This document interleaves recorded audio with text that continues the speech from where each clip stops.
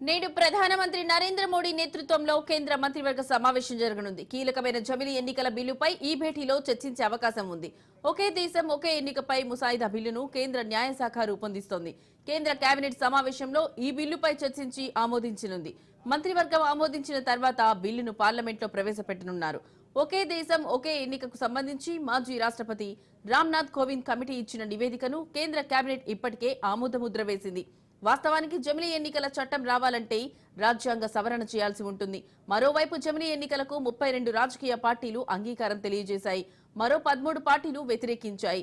జమిలీ ఎన్నికల బిల్లును ప్రస్తుత పార్లమెంట్ శీతాకాల సమావేశాల్లోనే ప్రవేశపెట్టి ఆమోదింప చేసుకోవాలని నరేంద్ర మోడీ ప్రభుత్వం భావిస్తుంది.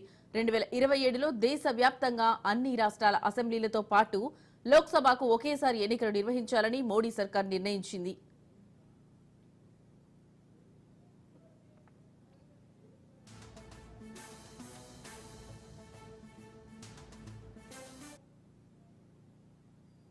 దీనికి సంబంధించిన మరింత సమాచారం మా బ్యూరో చీఫ్ రాజురెడ్డి ఫోన్ ద్వారా అందిస్తారు.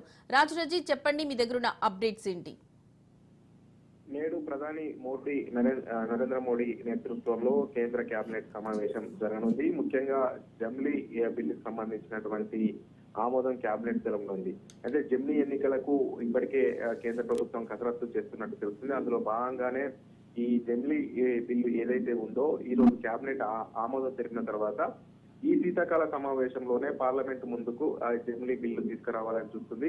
అయితే ఈ జమిలీ బిల్లును ఏకాభిప్రాయం కోసము జాయింట్ పార్లమెంటరీ కమిటీకి అప్పచెప్పనుంది. తద్వారానే జమిలీ ఎన్నికల పైన ప్రజాభిప్రాయ సేకరణ కూడా జేపీసీ ద్వారానే చేయనున్నట్టు తెలుస్తుంది. ఇప్పటికే కొన్ని పార్టీలను సంప్రదింపగా ఆ కొన్ని పార్టీలలో మెజార్టీ పార్టీలు కూడా జమిలీ ఎన్నికలకు అంగీకరించాయి.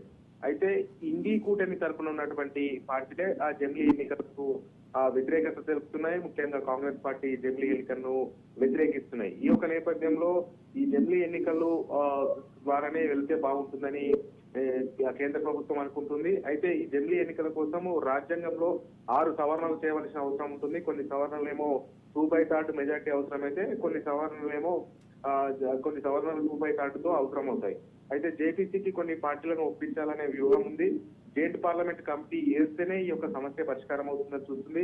వచ్చే సాధారణ ఎన్నికలకు జమిలీ ఎన్నికల్లోనే పోవాలని కూడా కేంద్రం యోచిస్తుంది. అందులో భాగంగా స్థానిక సంస్థల ఎన్నికలు, అదేవిధంగా రాష్ట్రంలో ఉన్నటువంటి అసెంబ్లీ ఎన్నికలు, అదేవిధంగా పార్లమెంట్ ఎన్నికలు అన్ని ఒకేసారి వెళ్లాలని చూస్తుంది. ఈ జమిలీ బిల్లు రూపకల్పనలో కేంద్ర న్యాయశాఖ సలహాను కూడా తీసుకుంది. న్యాయశాఖ కూడా ఇందులో ఇన్వాల్వ్మెంట్ అవుతుంది. మొత్తానికి చూసుకున్నట్టయితే ఈ జమిలీ ఎన్నికల్లో వెళ్లడం కేంద్ర ప్రభుత్వం అత్యంత ప్రాధాన్యత కనబడుతుంది. అందులో భాగంగానే ఈ రోజు కేబినెట్ ఈ జమిలీ బిల్లుకు జమిలీకి సంబంధించినటువంటి బిల్లుకు ఆమోదం తెలుపనుంది. అనంతరం పార్లమెంట్ లో ఈ యొక్క శీతాకాల సమావేశంలోనే జమిలీ బిల్లును ప్రవేశపెట్టినట్టు తెలుస్తుంది.